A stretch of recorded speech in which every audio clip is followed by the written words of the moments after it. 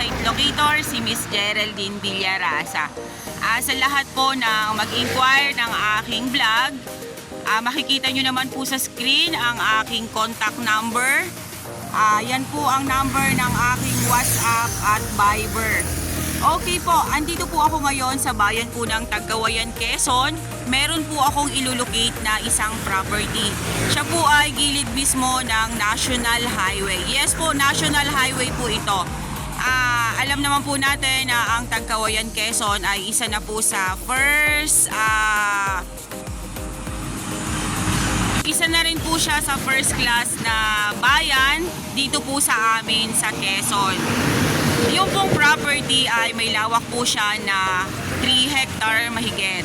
Then si seller po, magkakat lang po siya ng 1.5 hectare na ipagbibili po natin dito sa area niya.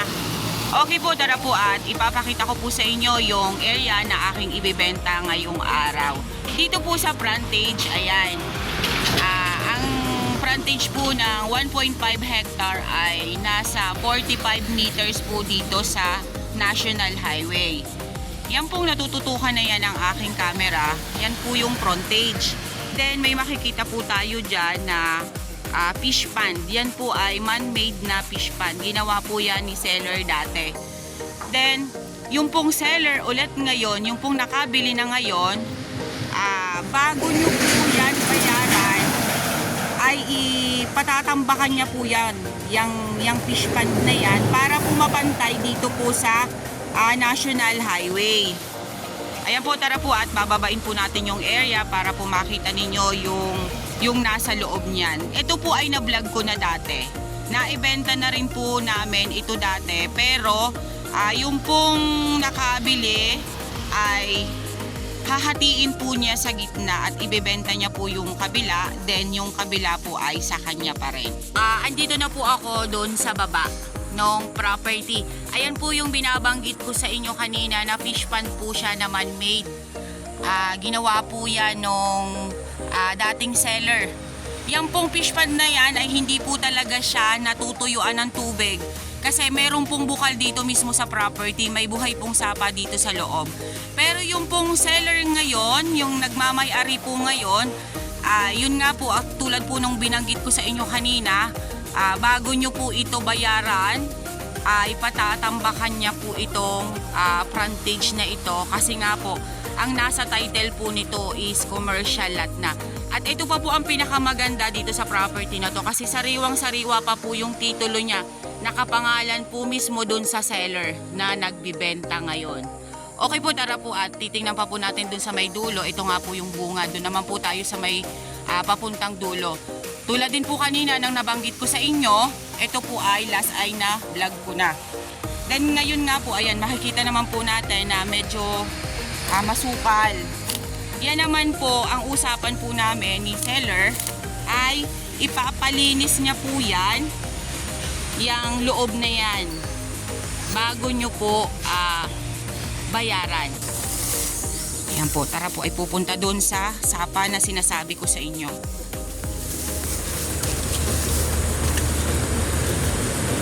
Ito po yung sapa dito sa loob ng property. Nasa loob po talaga siya ng property. Ito po ay hindi po talaga siya naiigahan.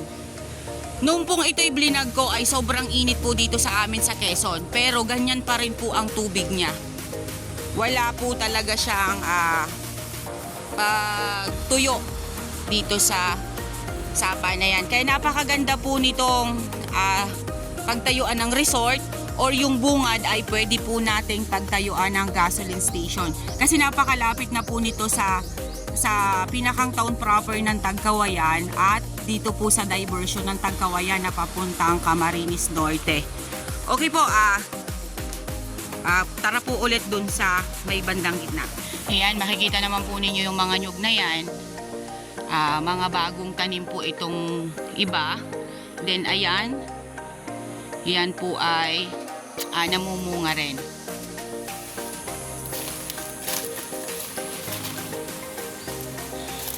Ang lupa po dito sa area ay mataba po siya.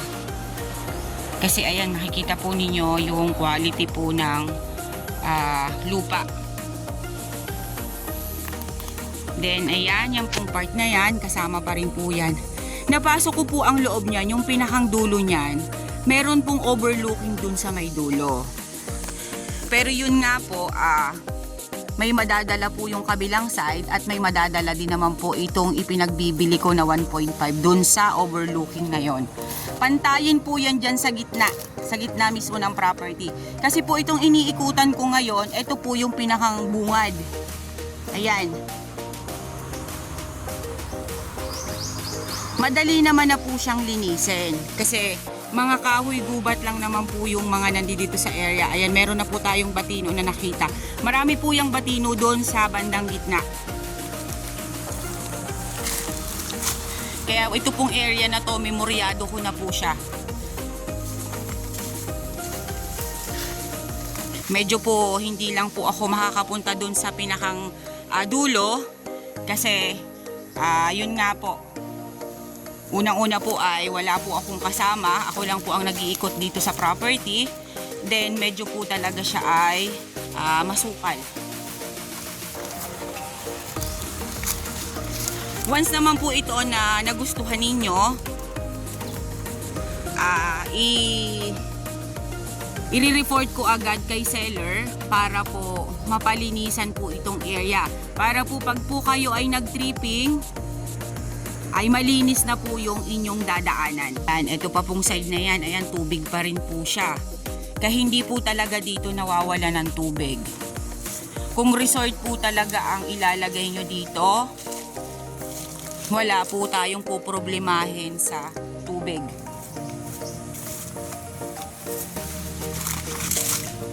Ayan.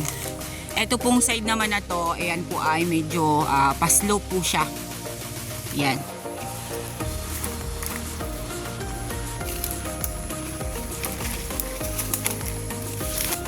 Ayan po. Ito pa rin po yung kabilang side. Ayan, may mga batino na po dito sa part na to. Yan pong batino na yan, na lagi kong binabanggit sa vlog ko, yan po ay isa sa pinakang matitigas na kahoy dito po sa amin sa Quezon. Yan. Then dito pa rin po sa side na yan, ayan, mga bago pa rin po siya na nyog.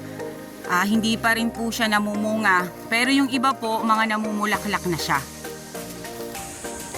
Ayun po ang kalsada. Malapit pa po tayo sa highway. Yung pong naiikutan ko ay nandito pa lang po ako sa may medyo bungad. Kaya pupunta pa po tayo doon sa pinakang likod. Kahit medyo po maramo, ay aakyatin ko po siya para po sa inyo. Yun po, aakyat na po ako dito.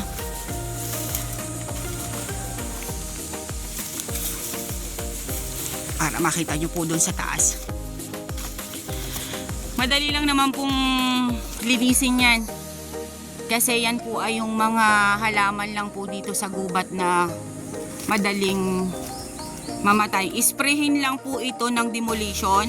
Napakadali po niyang malinis. Ayan po siya. Medyo dito po sa part na to ay talibis. Yun nga po, lagi ko naman po sa inyong kinikwento or binabanggit na maganda po sa property ay yung medyo po talibis. Kasi kung kayo po ay maglalagay ng kung anong halaman dito sa taas, pag umulan po siya, yung pong tubig ay bumabagsak pababa. Hindi po mabubulok yung inyong pananim.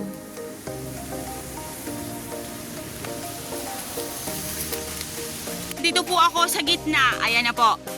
Ayan, may batino pa rin po dyan na mataas na po siya. Medyo malaki na po siyang puno. Ayan, makikita pa rin po ninyo dito sa video ko talagang napakakapal po ng damo dito sa taas. Andito na po ako sa taas. Pero ito po yung kinikwento ko sa inyo kanina na pantayin. Kasi nung last po na binlinag ko to, medyo hindi pa po siya ganito ka dumi. Kadami ng damo. Kaya kitang-kita pa rin po yung klase ng lupa niya dito. Pero po ngayon talaga, ayan, medyo po nagtataasan na po ang damo dito. Kaya hindi ko na po siya mapapasok pa dyan sa pinakang kaloob-looban na yan. Kasi wala po akong kasamang may dalang itak. Pero yun nga po, binabanggit ko po sa inyo, kanina ko pa po binanggit na pag ito po ay nagustuhan ninyong property na to, ipapalinis po ito ni seller. Makikita po ninyo yung itsura ng lupa. Pero ako na po nagsasabi sa inyo na ito pong part na to ay pantayin. Ito pong gitna na to. Then dyan po sa kabilang side na yan, nandyan po yung overlooking. Ano po? Kaya yung pong overlooking na yon, malamang po ay maghahati pa rin po kayo dito sa kabilang side. Kasi nga po ay 3 hectare po baga, ay gagayatin po siya sa dalawa. Kumbaga po hahatiin. Then yung pong overlooking doon ay malamang po ay maghahati pa rin po kayo dito sa areang to. Yan. Yan pa rin po siya. Then ayan, mga batino pa rin po dyan sa side na yan. Yan pong naiikutan na yan ng aking camera. Yan naman pong iniikutan na yan ng aking camera. Yan po yung kabuuan dito sa taas. Kabuuan po na 3 hectare. Same lang naman po sila ng lupa dito. Wala po dito sa gitnaan to na bundok. Lahat po ito ay pantayin. Hey guys, sabihin nyo na po ang property namin. Dito po ito sa Tagkawayan, Quezon. 1.5 hectare along National Highway. May frontage po siya sa highway na 45 meters.